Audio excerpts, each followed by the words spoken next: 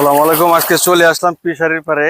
তো আমরা যারা সরকারি চাকরি করি, বেসরকারি চাকরি করি বা ব্যবসা করে থাকি, তো আমরা ইচ্ছা করলে আমাদের বাড়িতে যে পুকুর রয়েছে বিভিন্ন ধরনের মাছ চাষ করতে পারি ইচ্ছা করলে।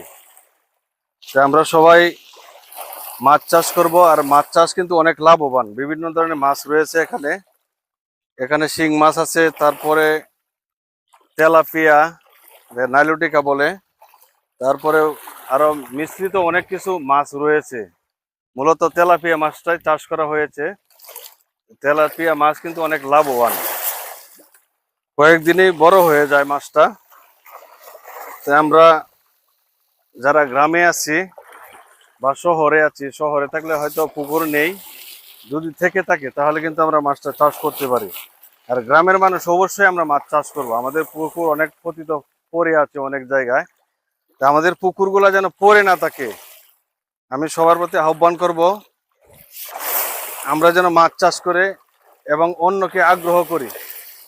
সবসময় খেয়াল রাখতে হবে, কারণ এখন যে দ্রব্যমূল্যের দাম যেভাবে বেড়েছে, একটা নিয়ে শুধু বসে থাকলে হবে না। চাকরির ফাঁকে আমরা মাছ চাষ করব। সবার প্রতি আমার আহ্বান থাকবে, আমরা যেন মাছ চাষে আগ্রহী হই এবং অন্যকে উৎসাহ দেই। আমরা যারা স্টুডেন্ট আছি, ছাত্র রয়েছেন, তাদের প্রতিও আমার আহ্বান থাকবে, আমরা যেন মাছ চাষ করি বাড়িতে থেকে। পাশাপাশি আমরা পড়াশোনাও করতে পারবো। এই যে দেখেন, আমি পুকুরটার পাশে দেখাচ্ছি আপনাদেরকে একটু।